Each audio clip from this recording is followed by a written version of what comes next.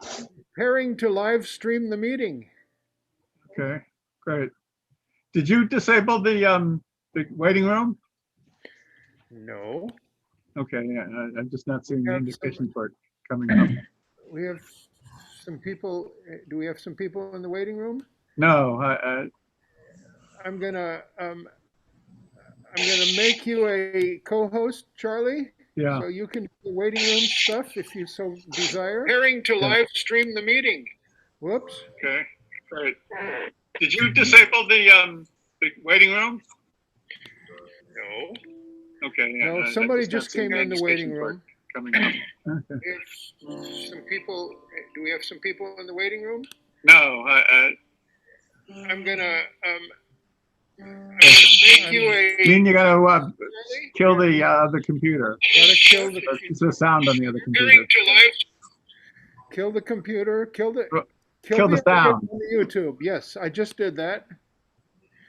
And then I'm gonna.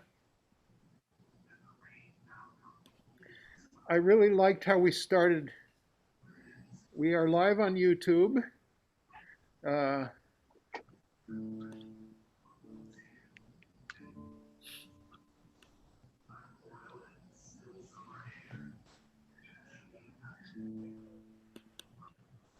I really liked our start last Sunday, which was this.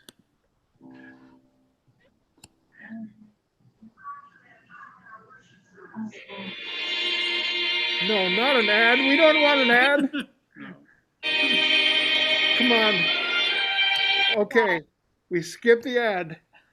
All right.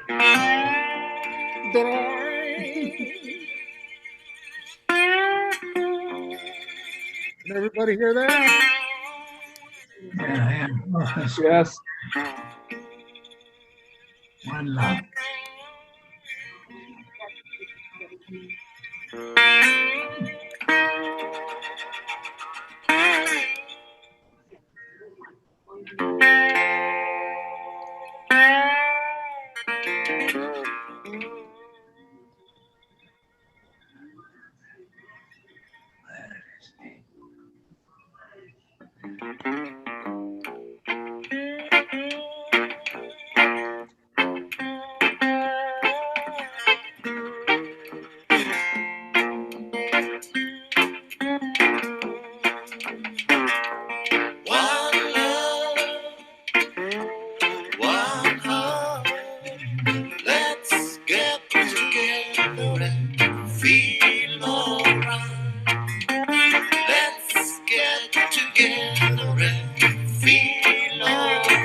Let's get together.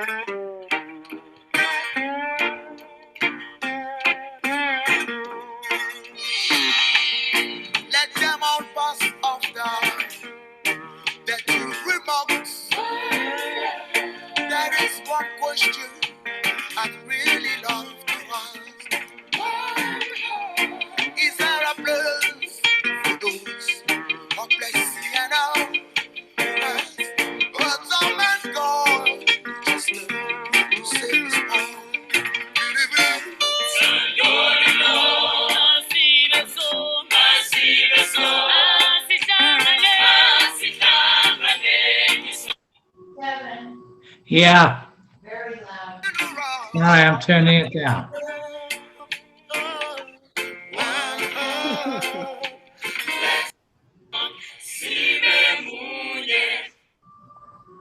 Okay. Good morning.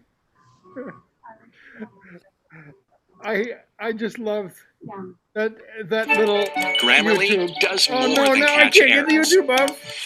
With Grammarly, I you am can find really good, so no, perfect incompetent. words that make your writing sharp, Come or on. explicit, or excellent, Where do or I get out of here? distinctive. Oh, come on. As a matter of fact, for what it's worth, This is the Grammarly most can, botched beginning of a that's service wrong. that we've We can ever get rid had. of that, and Is this, it good, on Chrome? and this, or how about this? Okay. Grammarly helps you be concise. I just have to. If you're Okay. Now we get down here, and we need a TV producer to be here, and this will be a new TV channel. Good morning. Welcome to Community Church of Boston.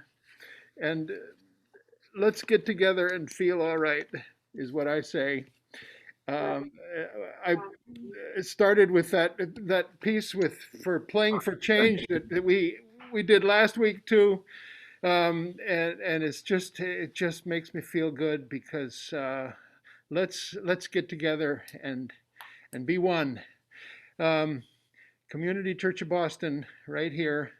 We are very honored to have behind us at the piano that we rolled up to our little studio here, Beatrice Greene, to provide us with beautiful, elegant, and stylish music. Beatrice Greene is a regular contributor to Community Church.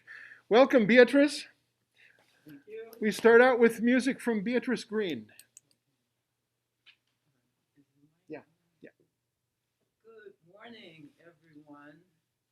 I am going to play a piece that I had originally written for John Deacon, for the late John Deacon. He was an activist. He worked among many other places with the Washington Street Corridor Coalition. So I want all of us who are activists, and that's probably everyone who's here, to be included in this. We remember our strength as activists, as I put this.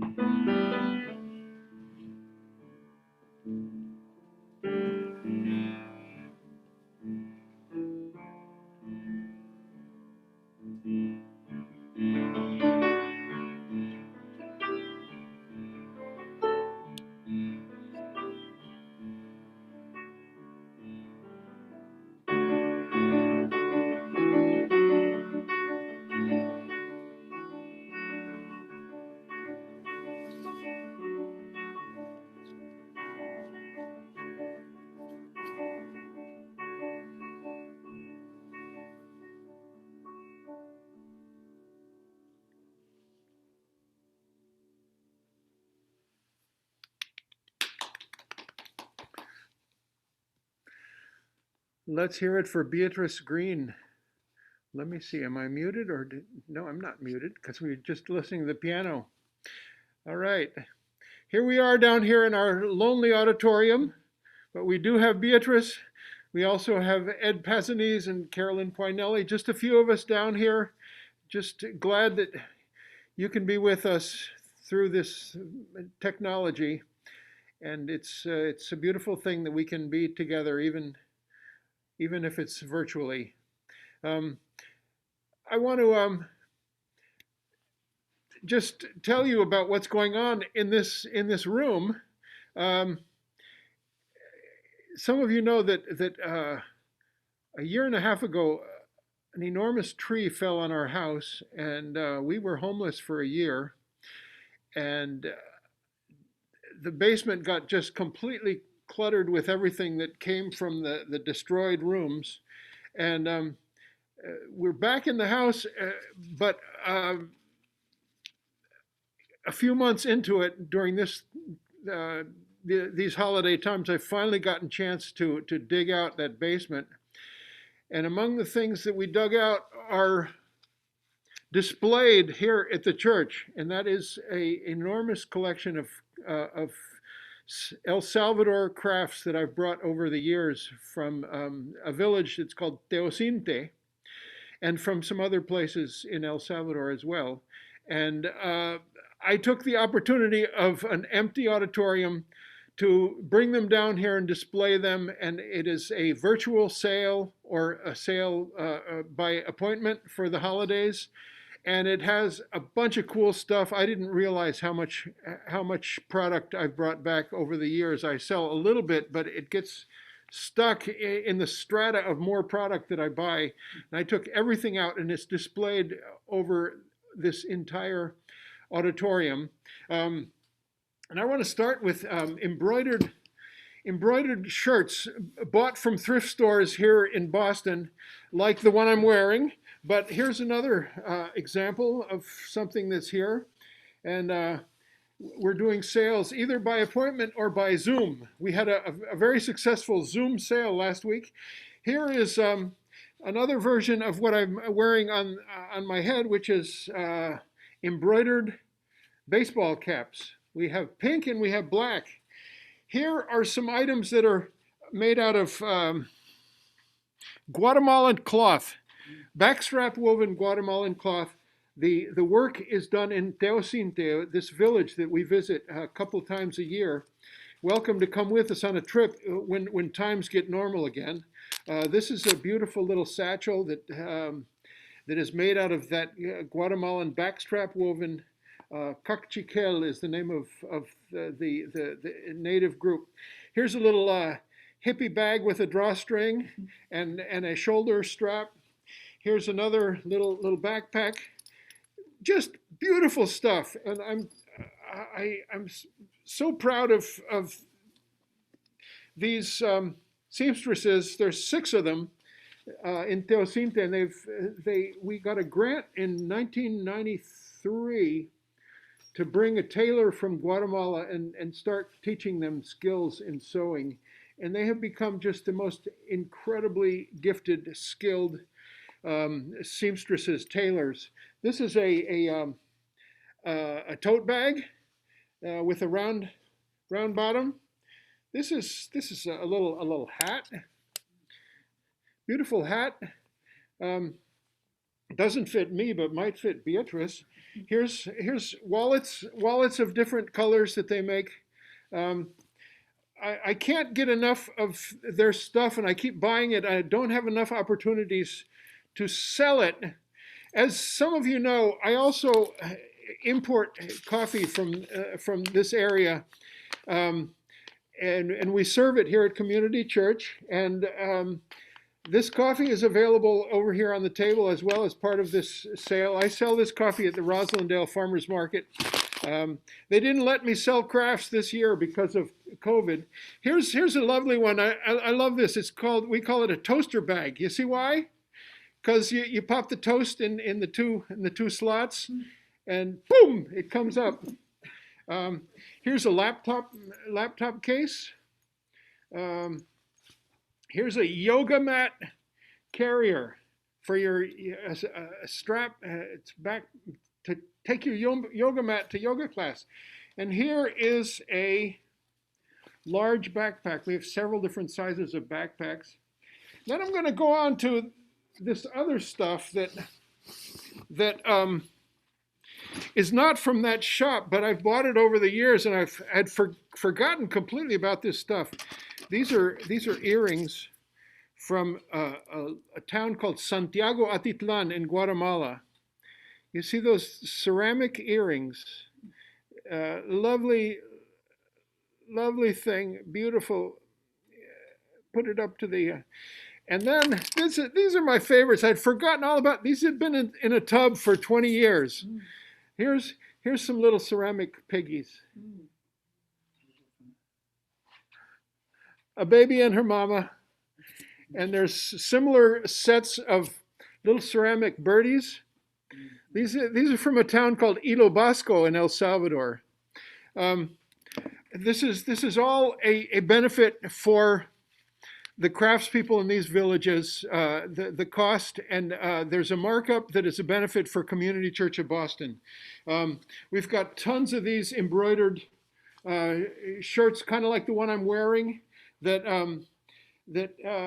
are the product of me going to Boomerangs and buying solid colored shirts, taking them to El Salvador. We do these trips every 6 months, not during this COVID, unfortunately, but we take them to this lady named Hilda in a village of El Higueral, and she and her 3 daughters embroidered tons of this stuff. We've got loads of it here, and we got the coffee from Isotalillo. It's a nearby village in a neighborhood of Chalatenango. And we give you a free poster. It's by Crystal Rollins Jackson, our publications manager. This is one of our 100th anniversary posters.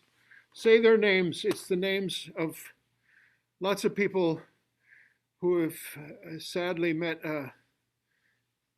people of color met horrible fate before the police in a lot of cities in the United States. Black Lives Matter, say their names. I don't know if it's backwards, but in your camera, but this is a poster by Crystal Rollins Jackson, our publications and office manager. So you get a free one of those. And the best reason to be involved in this is that Resist Amazon and Why by Danny Kane. This is a book that came to me recently. So here we are. Welcome, and there's now 17 of us on the Zoom call, and welcome to every one of you. I'd like to give you a little bit of an update on what's going on at Community Church. We have a boiler that is an oil-fired boiler, supposedly on its last legs. And as a result, we have spent the summer researching a replacement. And the decision is that we will be installing electric air source heat pumps. Super efficient, super good source of heat, and something we haven't had consistently ever before, air conditioning, air source heat pumps.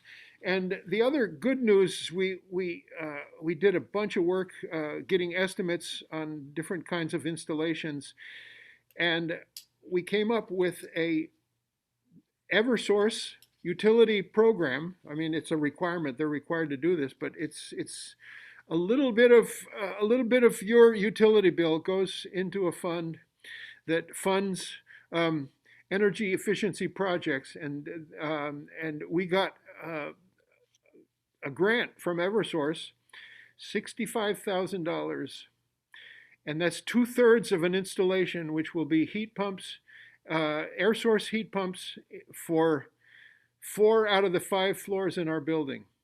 So that's a little item of news about that. And what else do we have before we hear from Beatrice again? All these items on the floor. Oh, I know what we have. One more thing to do. Our reading. It's kind of like a lectionary, but it's from Eduardo Galeano. It's called Children of the Days. Eduardo Galeano, one of my favorite Latin American authors, and it has a entry for every day, and we go to December 6th. December 6th. I haven't even read this yet, but this is called A Lesson in Theater. On this day in 1938, the House Committee on Un-American Activities, operating out of Washington, questioned Hallie Flanagan. She ran the Federal Theater Project. Joe Starnes, a congressman from Alabama, led the interrogation. Referring to an article Hallie had written, he asked, "You are quoting from this Marlowe? Is he a communist?" "I am very sorry, I was quoting from Christopher Marlowe." "Tell us who Marlowe is so we can get the proper reference." "He was the greatest dramatist in the period immediately preceding Shakespeare. Of course, we had what some people call communists back in the days of the Greek theater." "Quite true. And I believe Mr. Euripides was guilty of teaching class consciousness, wasn't he?" "I believe that was alleged against all of the Greek dramatists." "So we cannot say when it began," sighed Congressman Starnes. I had not read that, and I love that because it speaks to Community Church of Boston. I don't know if you knew this, but we got on the wrong side of the Massachusetts version of the House Un-American Activities Committee. In the 50s, Community Church was pegged as a communist front, and a bunch of members of this church and the minister, whose name was Donald Lothrop, were interrogated as well. And Lothrop gave a very fiery speech before the joint session of the legislature that is almost a speech for the ages, saying, "Gentlemen, how dare you? Have you no shame?" sort of a thing. And it's part of our archives that we're just discovering some of the beauty of what's there. Beatrice Greene, give us a musical message. We're so glad to have you. The piano sounds so beautiful, guided by your fingers. We have a lovely piano in this building, and we have Beatrice Greene to play it for us. It is a wonderful instrument. Yeah, it's an honor. I'm going to read something short because this goes with the piece I'm going to play. November 2020, the fourth Thursday. A day to remember. We stand on Native American land. Walk gently, circumspectly, never forgetting their fortitude, spirit, culture, sense of community, of loss, resistance. Their honoring of earth and water. This, our collective history, we remember and cherish through tears, sorrows, this and this year of the pandemic, and politics, hate, and division. Protect your loved ones, forego gathering, eat healthy food, rest, pray, laugh, despite everything. Exercise, breathe fresh air into your lungs. To move ahead, we have much to learn from these first Americans. So I'm going to play something that's based on an Inuit theme that I heard at the Peabody Essex Museum, and I'm just improvising over that. When I get it recorded, I'm going to donate the money towards saving of land there. Turtle Island, there are a lot of politics, as we know, in the Arctic right now with the game. So anyway, so this is the thing.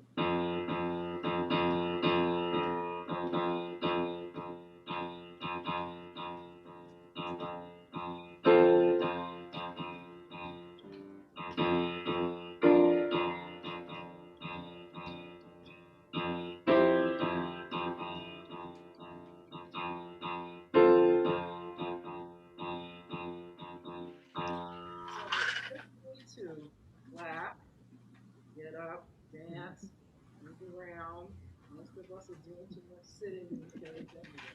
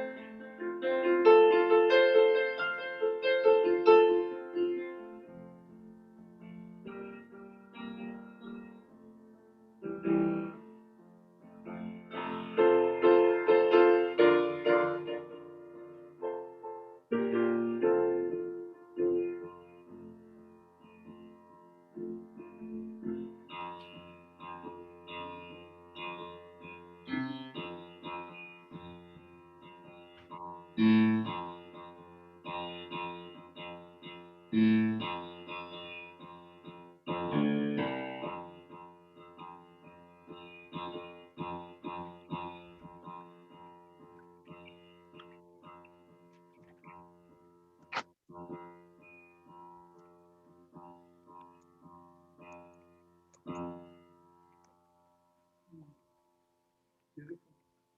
right.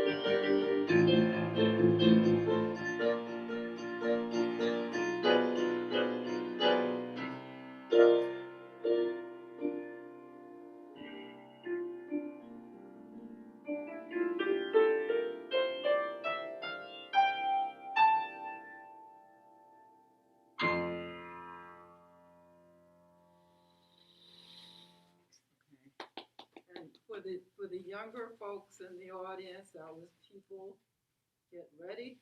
There's a train coming. Don't need no baggage, just get on board. So that's what we have to do with the activism, and the Reverend June, I call her Reverend June's sister, Cooper, will be bringing us on board. Let's get on board. Thank you, Beatrice. That was beautiful. It's just lovely, lovely. I just, to hear that piano playing right next to me just takes us back to the day when we obtained this piano after a previous one had been destroyed by a water, enormous flood that we had in this room. And we got a little bit of insurance money, and we were able to replace it with this one, which is a way nicer one than we had. And sitting next to it and hearing Beatrice play is just a wonderful thing. It's a beautiful thing. I would like to presently call up Ed Pazanis to introduce Reverend June Cooper. But first, I want to tell you two things. The first is two fabulous upcoming events. Next Sunday, we bestow our Sacco and Vanzetti Memorial Award on Daniel Ellsberg. Yes, that Daniel Ellsberg. I don't know if any of you knew, but Ellsberg spoke at Community Church in 1971. This was right around when the Pentagon Papers were about to come out and expose what Vietnam was really all about.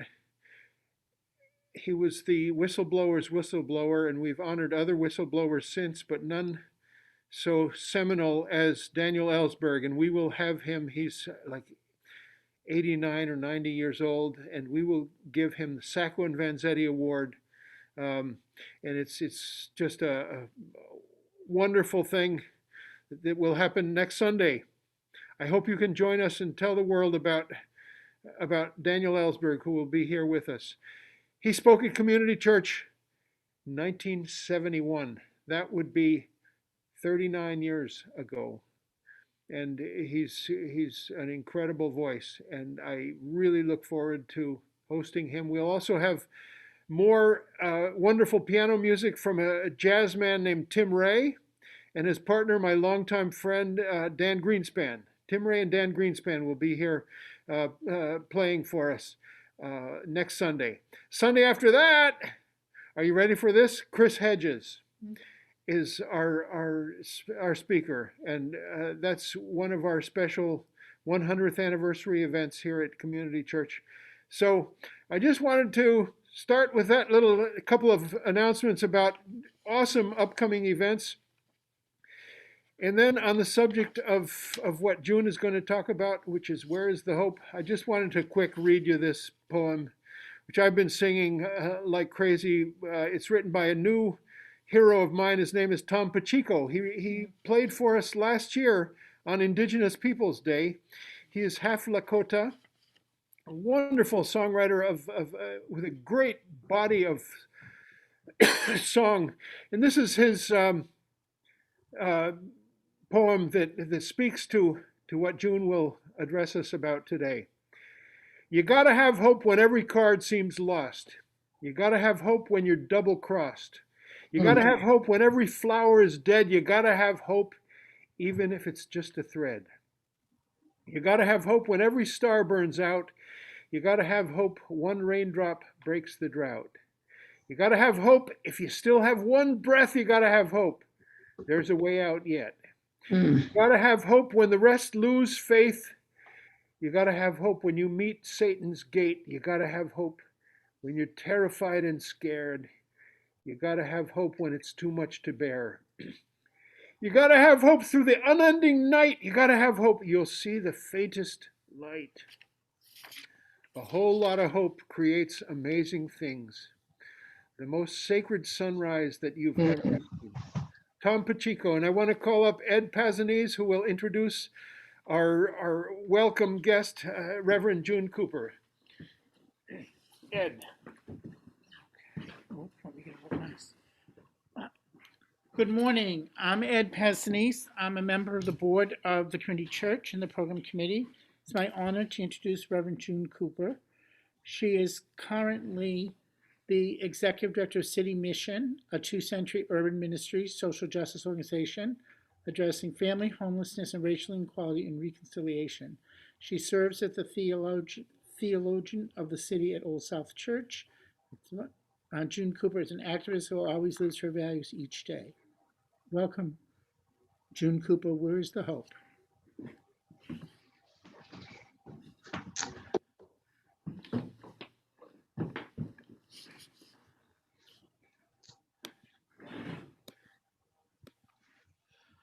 Good morning. Good morning, everyone. I hope you can hear me. I am so delighted to be with you this morning. It's been an exciting morning already. I had the Boston Boston fire people at my house this morning because an electrical burner on the gas stove it came on by itself and it wouldn't go off. So the best thing to do is call 911. So all is well. And it is so good to be here. Dean, I love the fact that you have given and taken care of my retail therapy needs for the day. Amen. Amen. And Beatrice played a song that is so near and dear to my heart. People get ready. There's a train a-coming. And one of the things that a lot of people don't know about me is that I'm an old gauge train enthusiast. And so I run model trains in my house. And so I could hear the train roaring with Beatrice doing those riffs on the piano. So I so appreciate it. And I hope she records that. And my friend and neighbor, Jim Pasnice, is someone that I don't see enough in JP. But when I do, I'm always so delighted to see him. So it's really good to be in this community this morning. And one of the things that I want to say is that the church should not be comfortable in the world. If the church is comfortable in the world, it is not on the front lines resisting injustice.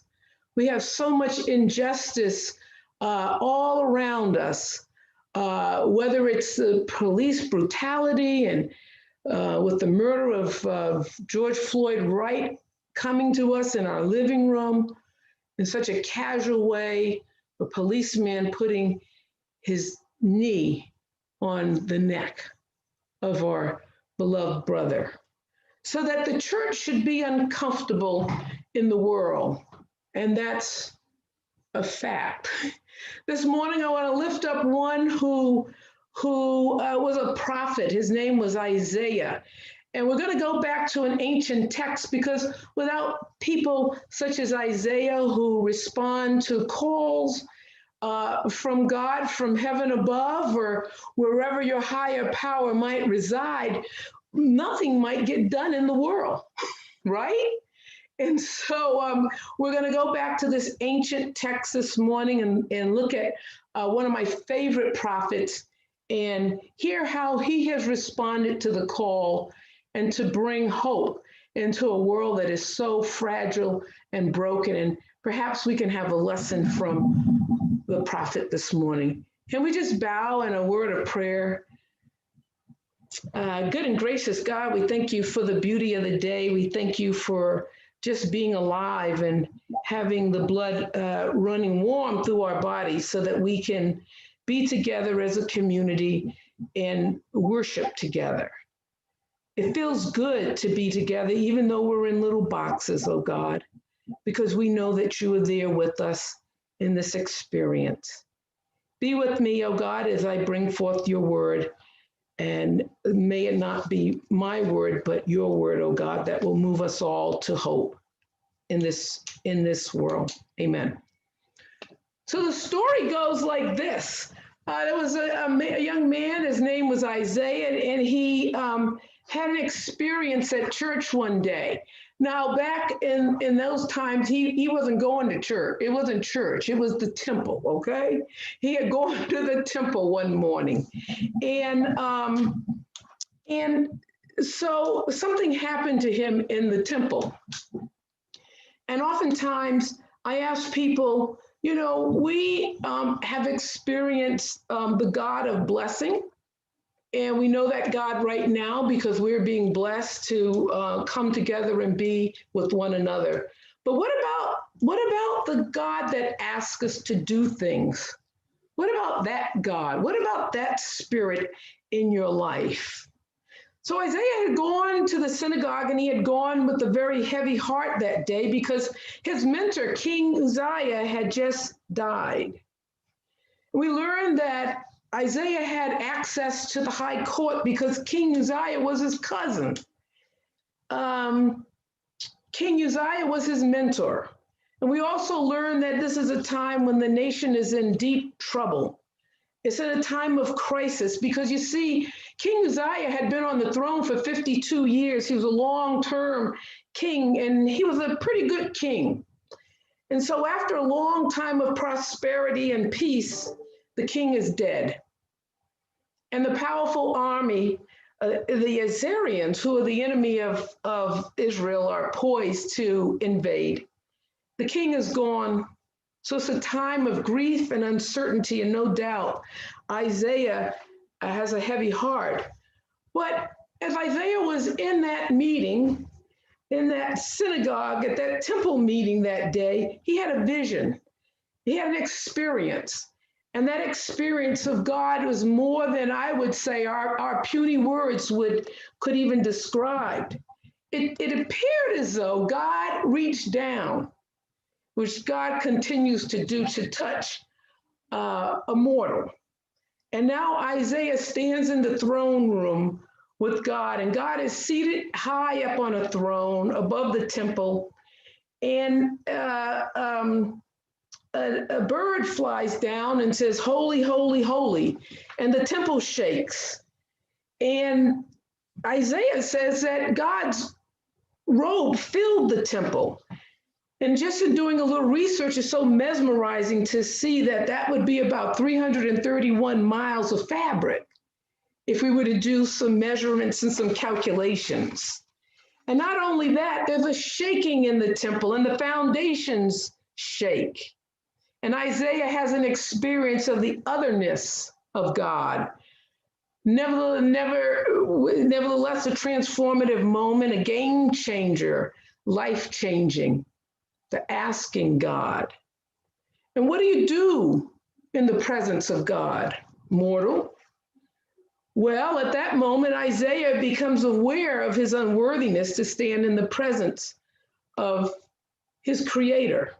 So an angel places a burning coal on his lips and purifies him, and Isaiah is set free. He's set free and he's ready for his call. And now God, she who takes light in her hands and rolls it and makes the sun, this God steps out on the edge of the earth and creates the seas. This God who claps her hands and the thunder rolls. The asking God stoops down and says, "Who will go for us?" In other words, Isaiah, what are you going to do about it? And Isaiah says, "Here I am, send me." So God sends Isaiah to be a prophet and a teacher for over 40 years in Israel. And for 40 years, he lived out this calling in the land of Judah. And Isaiah was no slouch. He called out injustices of his time. He envisioned a Jerusalem, a city of hope and dreams, where people's better selves could be actualized. He envisioned a city where all would enjoy health care. He envisioned a city where there were no economic injustices. He envisioned a city where the net worth of a Black person would be more than $8 compared to the wealth of most Caucasians in the city of Boston.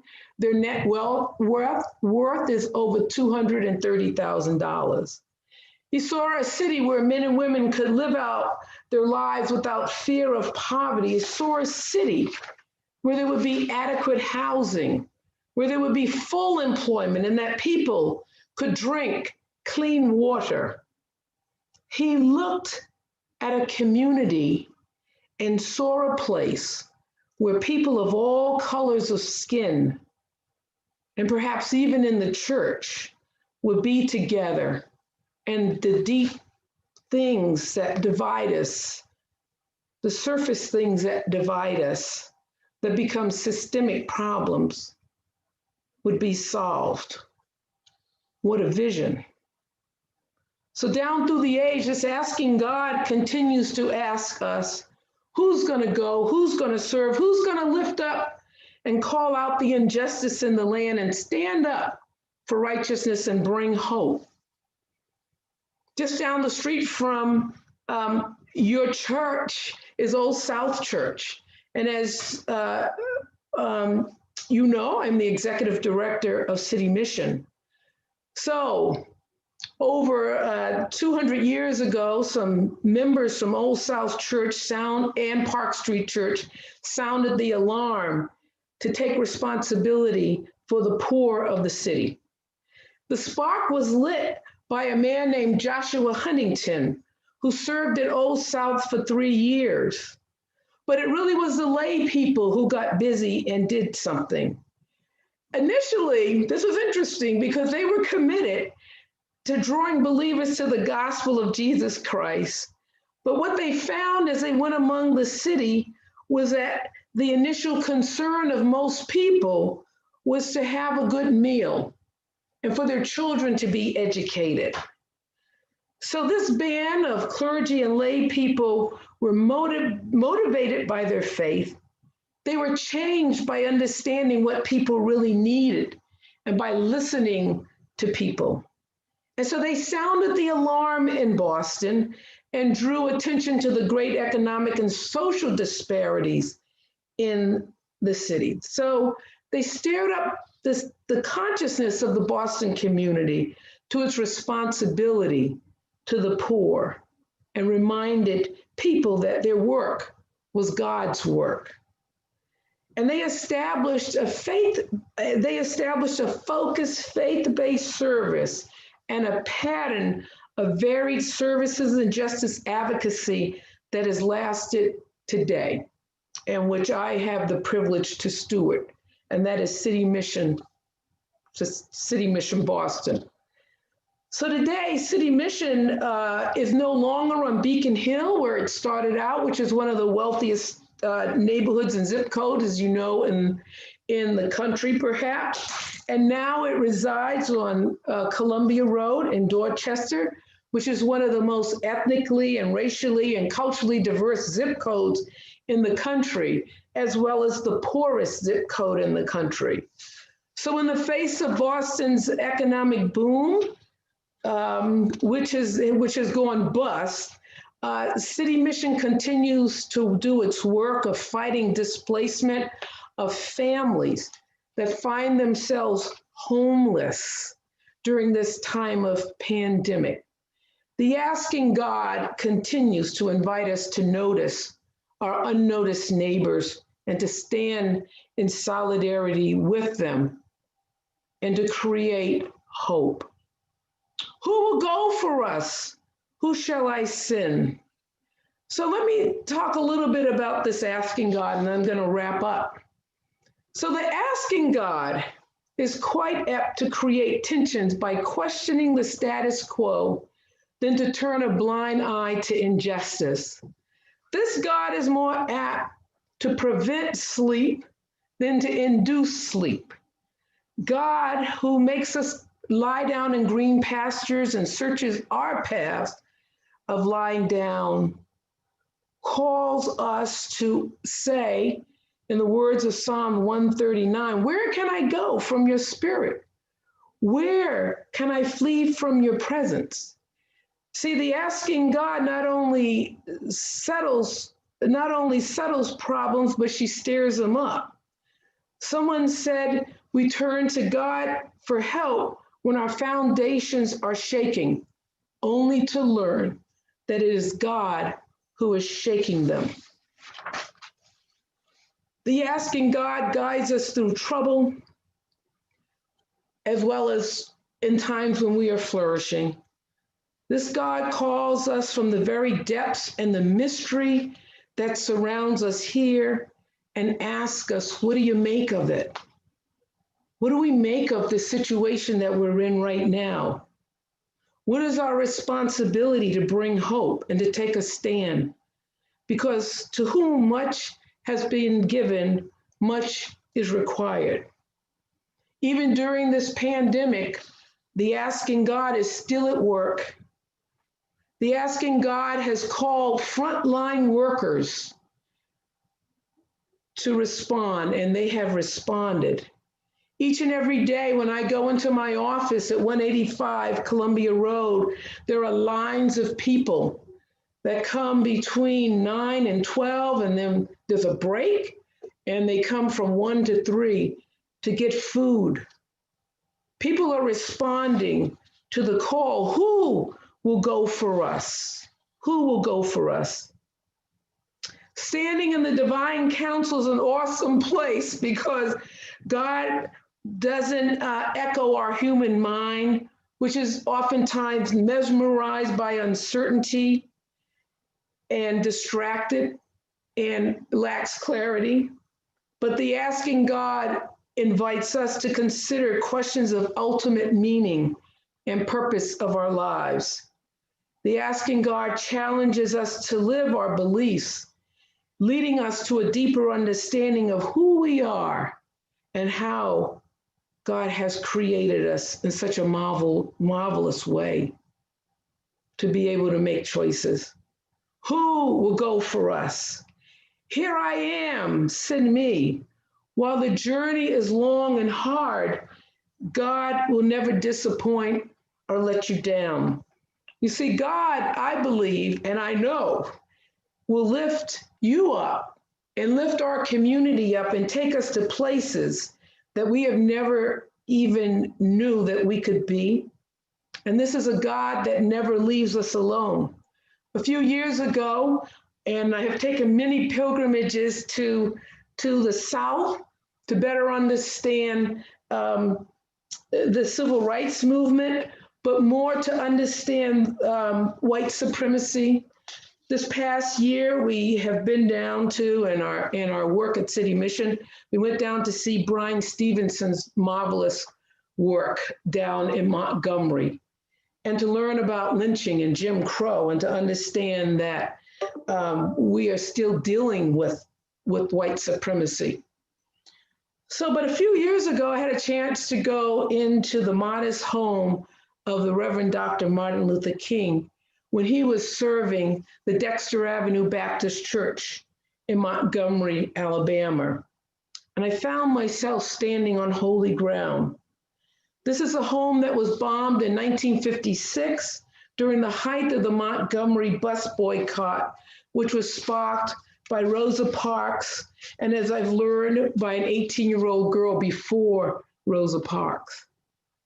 They had organized this boycott thinking that it was just going to be a few days and that it would be a symbolic victory and things would get back to normal. But you know, as many of you activists know, you know that didn't happen. It didn't happen. So there were many weeks and months passed by, and the boycott became a bona fide threat to the economics of the community. Death threats came to Dr. King on a daily basis, over 40 calls a day. One of them says, "You need to leave Montgomery if you do not wish to die." So I was standing in that holy place where Dr. King was making coffee, and he says that he sank into his chair at a kitchen table that I had a chance to sit at. And he said he prayed hard. He said, "I'm standing for what I believe is right, but I'm afraid. The people are looking to me for leadership. I have nothing left." As I moved through that home and made my way to the kitchen, I was encouraged as well. I was encouraged, as I am encouraged by the people who have joined the resistance in the Black Lives Movement. I was encouraged because I lingered, and the God of encouragement was there in that holy and on that holy ground.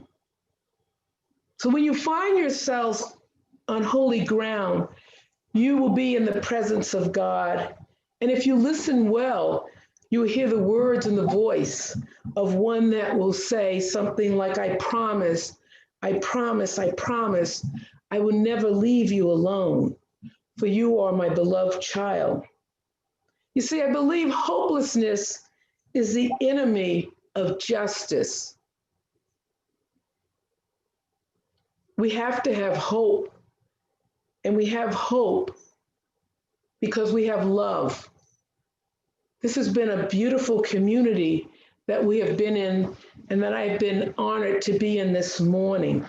And this is a community of love that has been created by God or a higher power, whatever or whoever you call it.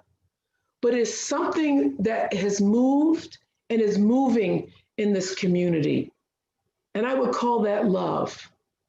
And so my message this morning is to ask, who will continue to go? And if not you, who? And if not now, when?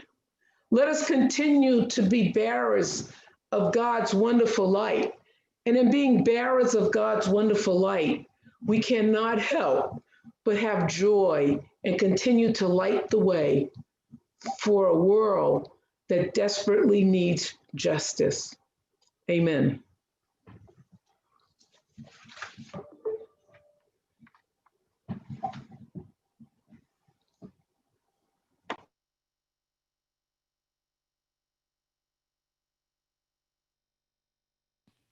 Thank you, Reverend June. I forgot to unmute myself, so I'll say it again. Thank you so much.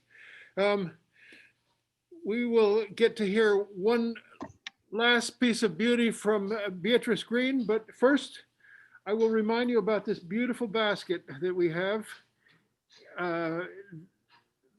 And it came from last year's holiday craft shop at the First Parish, Jamaica Plain. It's from Uganda, I believe. Can you see it? It's meant to be filled with bills and checks. You see? Amen. Now you can do that. You can do that two ways. You can either send them to 565 Boylston Street. That would be in Boston, 02116. We'll put that in the chat. Or you can go online and donate through credit card or PayPal.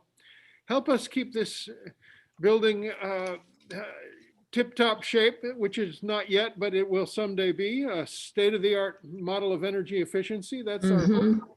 And you can help us to perpetuate our community, our beloved community here in this funky building, in this beautiful but lonely room.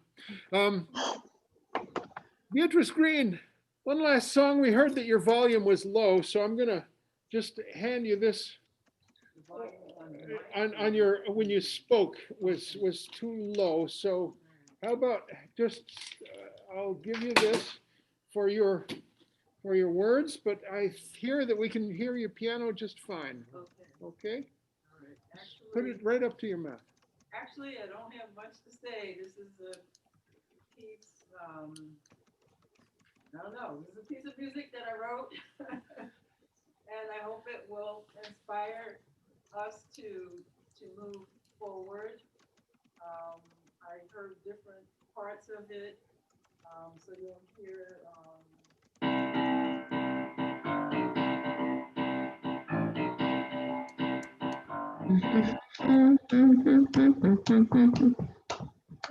ready to go, ready to dance.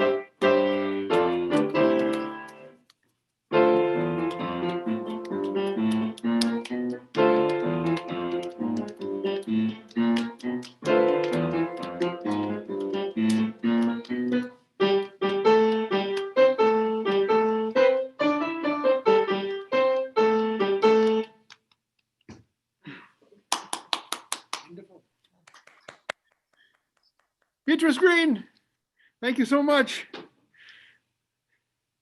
Beatrice comes to the church occasionally during the day to practice. It's always just a joy to have that elegance and grace and style and beauty in the room with us here to play our beautiful grand piano in our lonely auditorium right now. Let's see, so now we have a little bit of a conversation. I wonder if there's anyone who wants to say hello to Reverend June Cooper and ask a question or make a comment. We've got a bunch of you here. We have all kinds of people. I'm looking for a hand who wants to say hello. We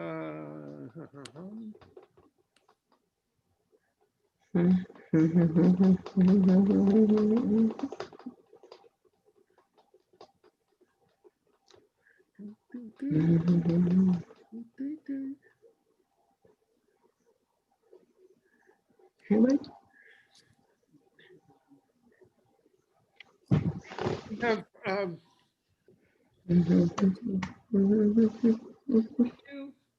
Reverend Sister June, Yes.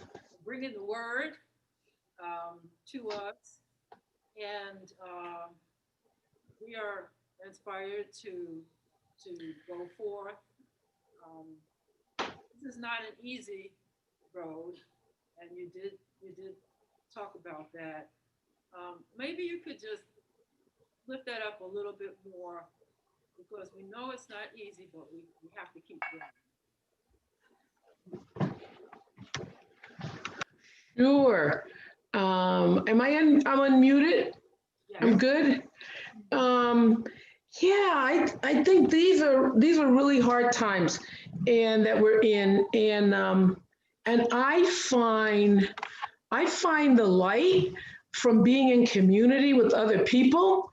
As you can imagine, seeing people in little boxes has been a real challenge to get used to this, but we've been doing it for 8 months, and we've got to figure out a way to continue to connect and build community. One of the things that we have been doing at City Mission is that we work with women that are struggling to remain housed. And you know, the governor pulled off the housing moratorium, right, like back in October. But what we have learned is that there's so much strength in that community of women. They come together once a month, and they lift up each other. They lift me up. They lift our staff up. So I think even in hard times, we have to find ways to connect with one another and ways to be encouraging and to lift up one another. The interesting thing that we have found is that in this Lift Up program, which is a homelessness prevention program, we provide financial support for people, emergency support for rent and back utilities, intensive case management, and monthly group meetings. And you know the things that people say that has helped them the most? They stay for 2 years. It's an ambulatory program. We don't have housing. They come from their homes. They say what has helped them the most are the group meetings, the times when they come together and they're able to lift up each other and support one another. So that is what's going on right here this morning. So I hope that that we can continue and this community continues to meet to do that for one another.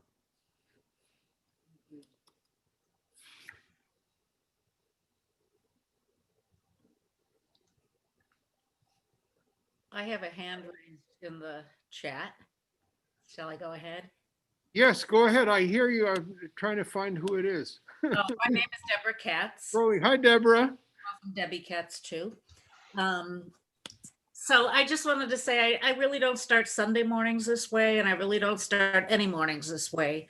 And I participated in the conference that's going on, and I was glad to do that, but I very much wanted to do this morning, and I'm glad I did. And you know, I'm an activist, but I really do struggle with hope, and it feels like a rational struggle in a way that's in the sense that when I look at the facts about our world, it seems, you know, pretty hopeless. But it is still there. It's obviously still there. And I just want to say, I liked your words. I like the words that came from the Holy Book. Gene, you're speaking and your tone, and it's very familiar and friendly in a really nice way. So I'd like to do this kind of thing maybe a little bit more. Dean, I want to thank you. I was just thinking, this is such a fine man. You know, you were really a good man. I've come to some of your music. I don't know you well. I've bought a few bags of coffee, but you know, I just see that how much your heart is in this. And then Beatrice, I want to say that I was dancing to your music. I did have the video up, and I was dancing to your music, and I was thinking, gee, I like this kind of music to dance to. You know, just something that has a nice beat that is just kind of lovely and sort of suffuses your body. So those are words of thanks to all of you. Thank you. And I like your T-shirt, Deborah. Yeah. Wow, women, I'm with you. This used to be a yearly conference that was a women's labor conference, and this really the sweatshirt's really old. Oh, nice. Nice. Well, keep up. It sounds like you've been, as John Lewis would say, a good troublemaker necessary. Good necessary trouble. So keep it up. Okay. You're helping. Thank you. All right, I'm scrolling through the bunch of folks who are with us today. Any other commentaries? I will just say that I heard Brian Stevenson this morning on that program, what's it called, with 6 a.m. That's my morning routine to hear On Being at 6 a.m. And what an inspiring voice for this day. And I just want that to be more of a part of what we do here at Community Church. I mean, we have this incredible history of taking tough racial issues head on from all the way back in the 20s, you know, different speakers we had, and 100th anniversary. We have a 5th floor right now full of archives about our relationship with issues of race that goes back to before it was as a topic of conversation as it is now. And I just hope that we can continue in that strain. Dean, can I say something? City Mission had planned another pilgrimage to Montgomery in April, this past April, and unfortunately it got canceled. But all of our pilgrimages, we generally take about 50 people. They've all been sold out. And so I would just invite you to visit our website because you know, going and seeing is really so important. I mean, we are living this history. I'm, you know, I'm looking at 70 more than 60, and you know, grew up with Martin Luther King and all this stuff coming right into the TV, into the kitchen in the 50s and the 60s. So this is an opportunity to really take this in, because we need to pass these stories and this education and this history onto our kids who are so uneducated, as well as there's some adults who are uneducated around the facts and the truth of what has happened in this country around the institution of slavery and systemic racism. So we are planning a virtual pilgrimage. I got some 20-year-olds working on that with me from Boston College, and I will send you a link so you can join up with us and go. We're going to go on Zoom. And we just did, and I'll put a link, we just did a Green Book tour in the South End that's on an app, and you can learn about the sites right here in Boston where Black people came, where it was safe for them to stay. Black people could entertain at many of the clubs in Boston, but they couldn't stay at the hotels during the 20s and the 30s. Sammy Davis Jr. spent a lot of time in a Green Book at Lucille's Hotel over in the South End during the 50s. So we don't have to go too far to understand how this history has played out right in our city. And, you know, so that is the work that we're doing now at City Mission, along with our working with families that are struggling to remain housed, because it's all rooted in you know, the narrative of injustice and inequality. Well, I would love to go on a trip like that, especially as someone who leads trips to Central America. To go on a trip where I'm just a humble traveler and learner with ears and eyes open. I would love to do that virtually, or even better, physically, someday soon. The sooner the better. Okay, good. Thank you. Yeah.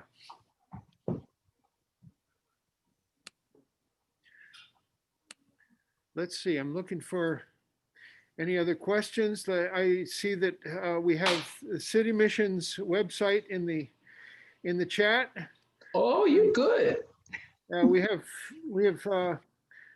Leslie who would like to purchase a shoulder pouch, and I responded saying we can do that either by private invitation to the church auditorium, or we can also do it by Zoom, where I just zoom in on whatever it is you want, and I send it to you, or I deliver it to you in person, and the check can be a paper check, or it can be a PayPal. There's lots of amazing 21st century ways to do this. So absolutely, I think through our we're going to announce another. We had a Zoom Tupperware party sale last Thursday, and it was very successful. We only had like 6 people, but sold a bunch of product. So we're hopefully going to very quickly schedule another one so it can get to you before the gift giving time is available.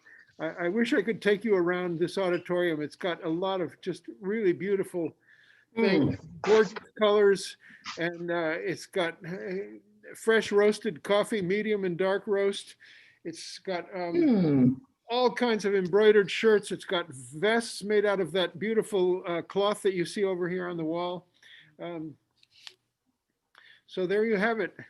And someday, June, I will go on one of those trips.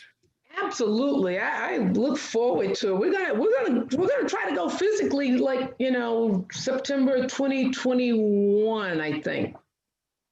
I think we'll be out of the house by then.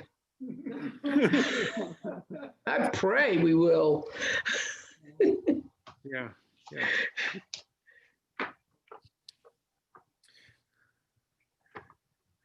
Well, I'm scrolling the list of folks that are with us, and there happen to be 19 of us on the Zoom, plus quite a few more on YouTube Live.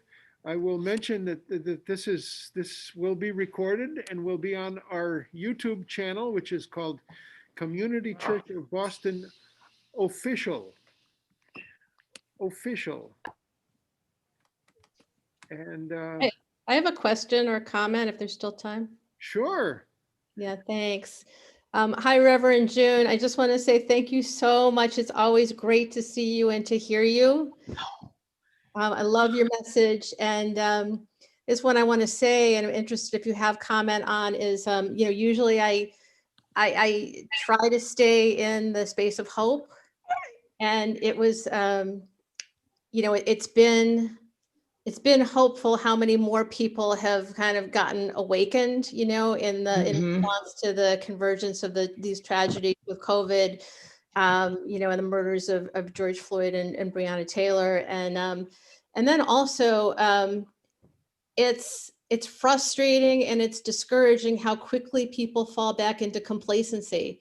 Like I get particularly with the election, like how many people are like, oh my God, thank God it's over. Biden got elected. We're good. And I understand the relief. Like I am profoundly like relieved in this moment. And at the same time, no, that's like this little like thing. And the work is just beginning. And I also understand how movements work, because like I work in movements, and that a lot of the things that go on in movements are invisible. They're under the surface. There's lots going on that we don't necessarily see in here, but just that, it's discouraging how quickly people snap back into complacency. And I'm constantly challenged about how to continue to push people beyond their comfort zone. Well, it's so good to see you, and I haven't seen you in JP it's been too long, honey. It's been too long. And so, I drink coffee every morning, and that gives me great delight. And I know, the numbers show that, white people are falling back. And I would say, Dean wants me to buy this coffee. No, not buy. It's for you. I'm going to send you a pound. Okay, all right.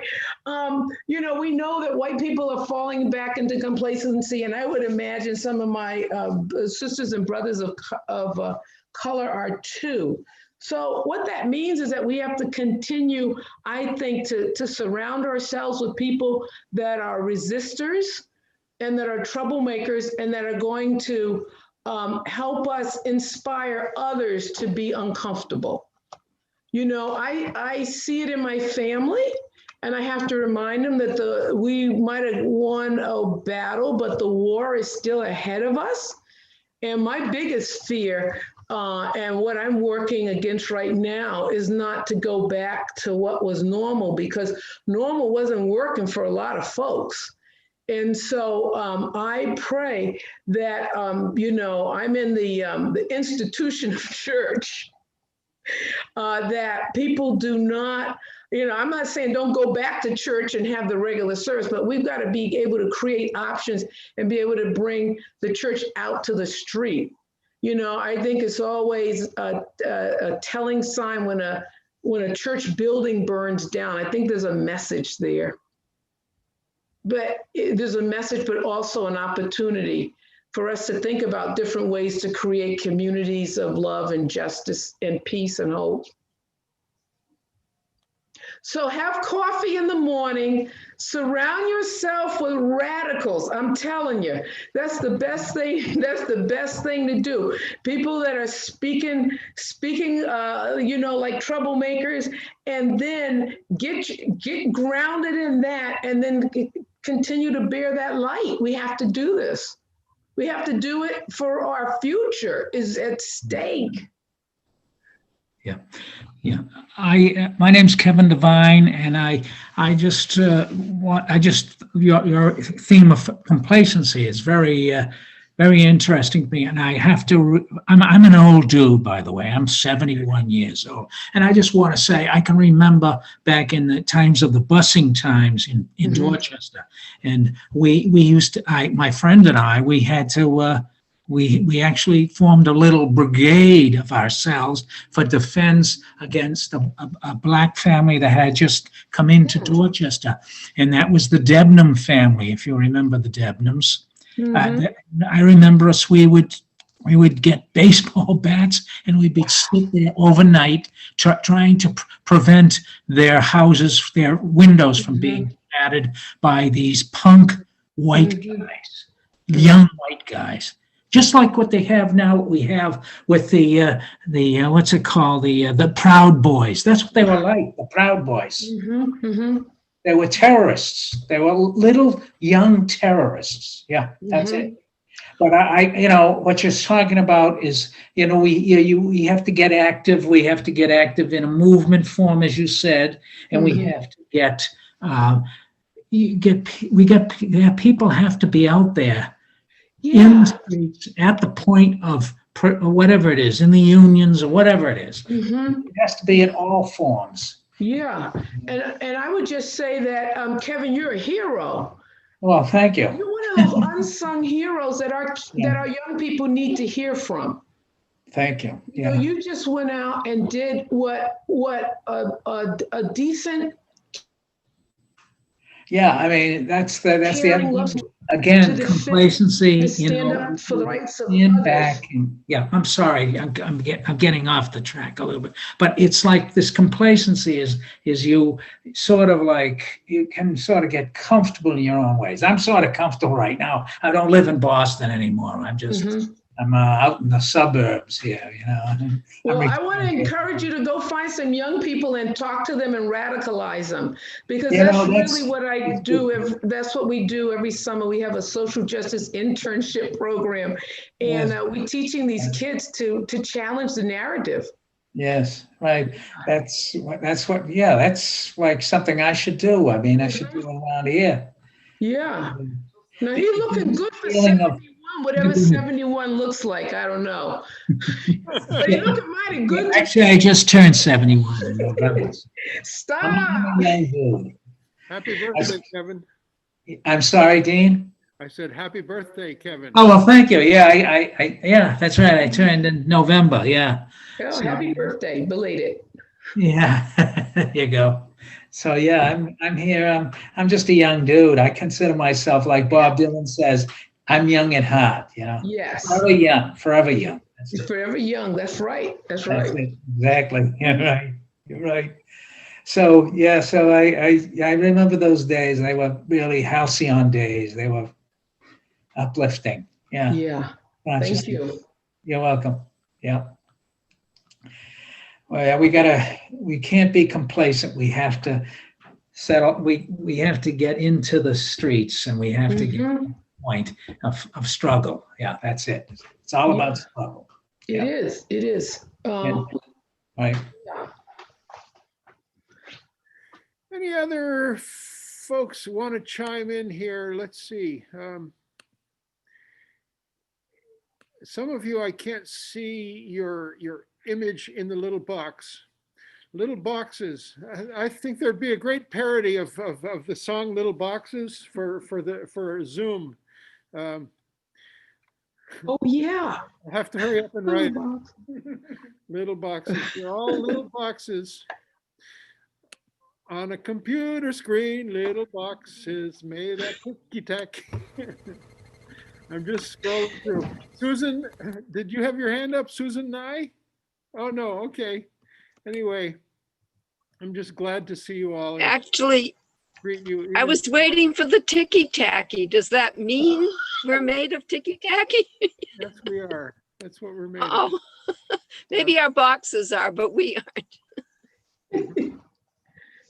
Yeah. No. Reverend Cooper, have you led any groups down south on civil rights delegations to all these places? Yes, our pilgrimages are designed to take people to Montgomery. We go to Montgomery. The centerpiece of going there is to visit the Justice Institute, Bryan Stevenson's, the museum, and then we go to the Peace and Justice Memorial, known as the Lynching Museum. And then we have also spend some of our time there going up to Selma and learning from some of the foot soldiers that are still around about the struggle and how the congregations were involved in creating change. And what we do is try to hear the narrative of the past, but also bring that to the present. So we use indigenous people to lead us on these pilgrimages and to spend time with us. The past, when we were going to go in April, we were going to spend time with the mayor of Montgomery, who is a member of a UCC congregation there, but also the Crest building, which used to be a department store, segregated department store, is being developed by a company. The woman has roots in Sudbury, Massachusetts. So the last time we were there, we were able to spend time in a new community space, listening to community activists about how the struggle hasn't ended, but how it continues. So we will be trying to package a lot of that virtually, looking at these issues from the enslavement of Black people to the current struggles around prison incarceration and systemic racism. And then how can we respond in the places that we're at right now? All right. I'm looking for any more hands up. I don't see any. This is pretty unusual. We are generally, you can't find a community of people that is more in love with the sound of their own voice. And here I am scrolling back and forth. This is the usual radical left outfit.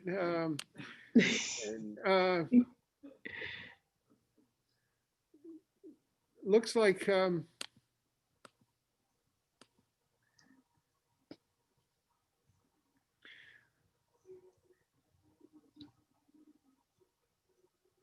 let's see, any text from the, it's interesting.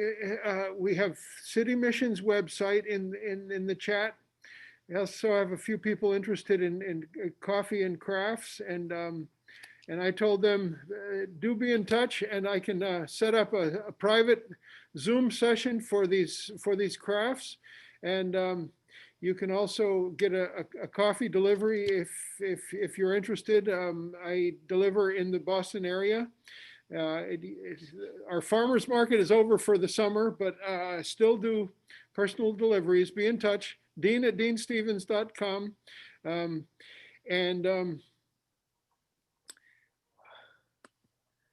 Looks like we're in a place where the meeting at the building is soon to be over.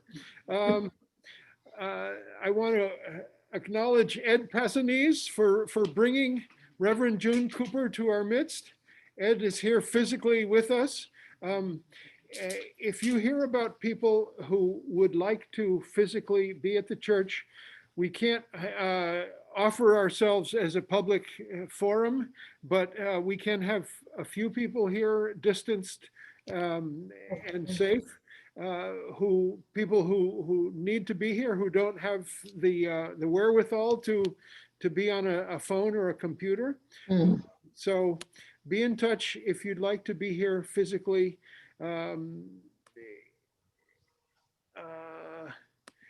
Just want to say that it's good to see all these folks. Jim Casteris calling from New Hampshire, Susan Nye, Dorothy Weitzman.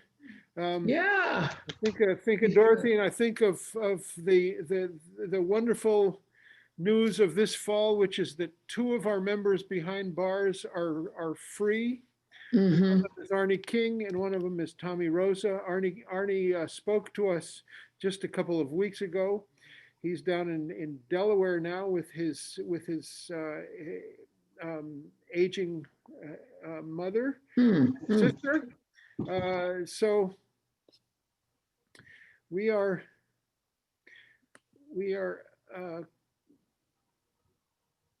I'm just scrolling, looking for last minute questions or comments, and I'm going to check the chat once more. You can get on our mailing list, the website or the email address to get on our mailing list. Jim Casteris has his hand up. Jim Casteris, let me see if Jim, would you like to unmute yourself? It's good to hear from you up in New Hampshire. Hello, hello. Yes, Can you hear me? go for it. Yes. Yes. Hi. Yes, I have an odd question. I don't know. Fill me in very quickly. Did you know, Reverend Cooper? Did you know Kip Tiernan?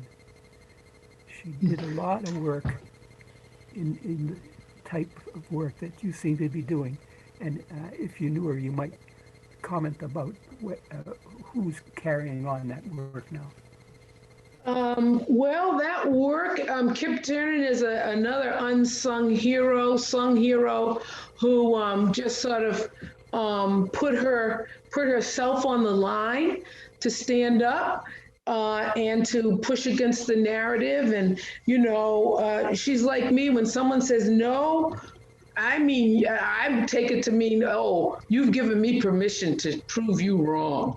And so she certainly was a pioneer in establishing a place for women to get off of the street. She established and built Rosie's Place, which back in the day, it was always thought that, women didn't have problems of being homeless, but because of issues of domestic violence and just the economy, we're more at risk for being homeless. So Rosie's Place is an organization that I love. We work very closely with them. And the neat thing that they have and what we have shared is a storytelling project where we have a trainer named is Lanny Peterson. She's a professional storyteller. I think you can see her on WGBH, who's given her time to City Mission and to Rosie's Place to help women share their stories in a powerful way to create change.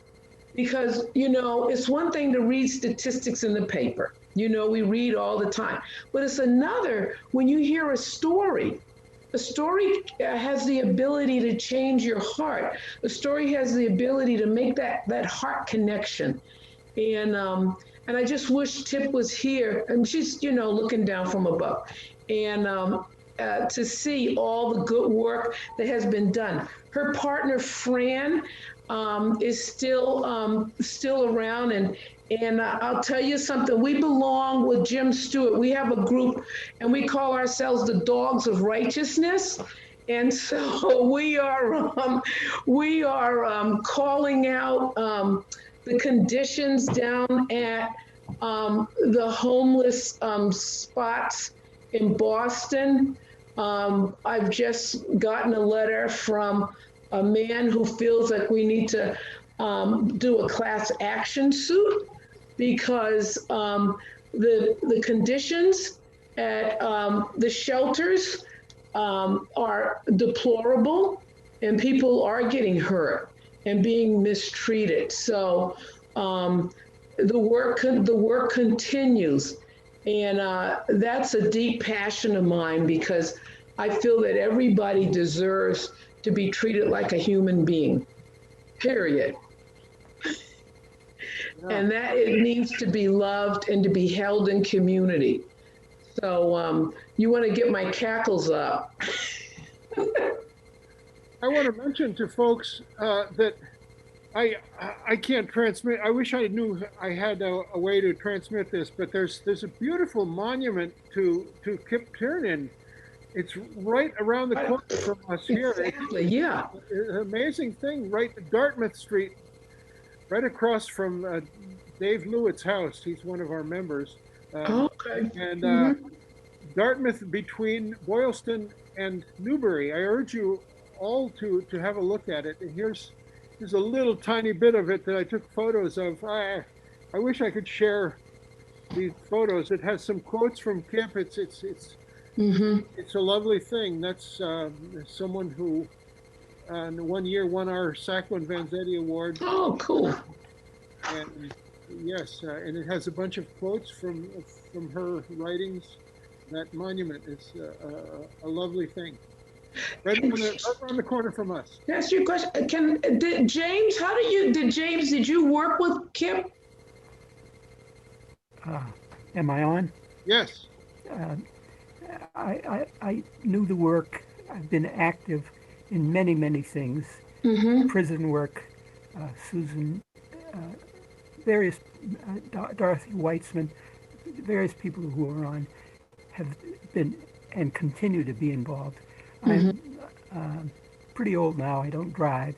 I can barely see and hear, but we do the best we can. Yes. And yes, we did help the larger group that was mainly male. Mm-hmm. But we were always helping. At the time, I was a member of the Arlington Street Church, Okay. and a lot of these connections continue. Well, thank you for your work and your passion. And, I think we all stand on the shoulders of people like you and Kip, who have, made it possible to share the light and give us some hope.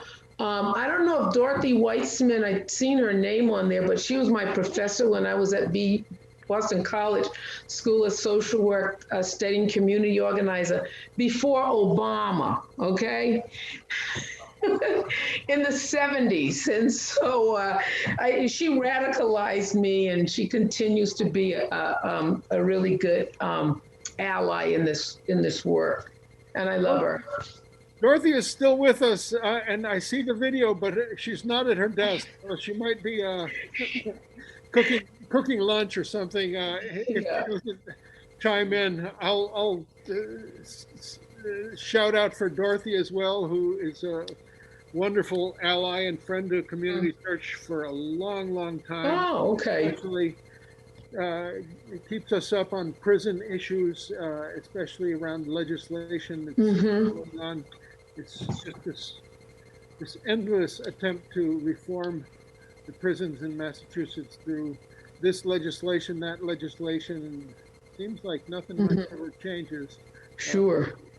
But we have 8 members behind bars. It used to be 10 before Arnie King and Tommy Rosa were released, and Arnie King addressed us just about 2 weeks ago, and it was this lovely thing. He's such a positive force, free after 40 years. Yeah. Yeah, that's beautiful. I think the last time I was at your church was when he was speaking at one point. When he received the Sacco and Vanzetti Award. It might have been. It was a little while ago. It was hot. So I'm glad you're getting that air conditioning. Yeah, finally. It's been a long time. Anyway, just as a way to say thank you, Reverend June, and thank you to all of you who joined us today. There were about 27 at the height of it, and I haven't been able to check how many on the YouTube. If you have anybody who you'd like to refer this to, it'll be good. The recording is on our YouTube channel, Community Church of Boston Official. And then if you'd like to be on our mailing list, just send us an email and we'll add you. COMMChurch, COMM church @gmail.com is the easiest one. We're so glad you all joined us.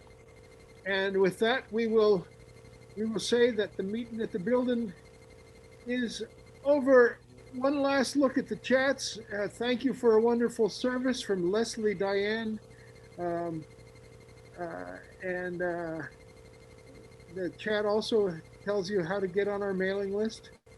Actually, that email there is wrong. It's commchurch@gmail.com, not community church.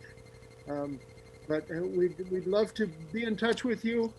We can't stand that we're not together in person, but we're also exploring the possibilities of this medium, of being on the air to the planet every Sunday and other nights too. We have in January a couple of really interesting weeknight programs. We have Maria Cabrera and Charles Baldwin speaking about disability rights and the rights of the disabled people.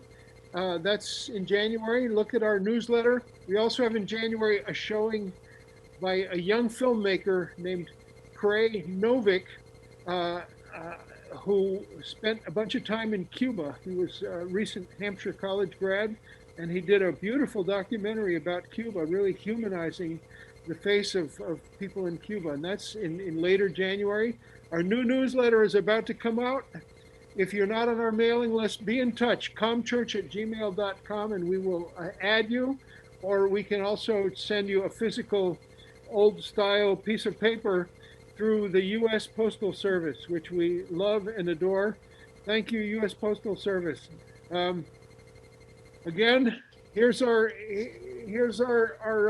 collection plate.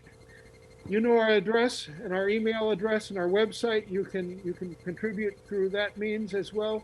We have an old, beautiful building that we try to keep up to date, but it's very expensive. But we're fine. Join us on an upcoming Sunday. We'd be glad to let you know what's going on in the near future. We have Daniel Ellsberg next week and Chris Hayes the week after that. What a powerful December we have. And then we have a couple weeks off. And then we go back at it in January 10th, we call Singing in the New Year. It's all music. It's all singing. And I hope you will join us. Shall we all say goodbye to Reverend June Cooper? Bye. Shall we Sending you blessings and love and hope. And thank you to Beatrice Greene for magicking our auditorium with the piano music. Meeting at the building, soon be over, all over this world, all over this world, my Lord, all over this world. Meeting at the building, soon be over, all over this world. Give love, and people will find a way. Give love, and people will find a way. Give love. People will find a way. People will find a way. I do believe. That song is the words of Elma Lewis. With that, we say goodbye and we end the meeting for all. It's been inspiring. Thank you.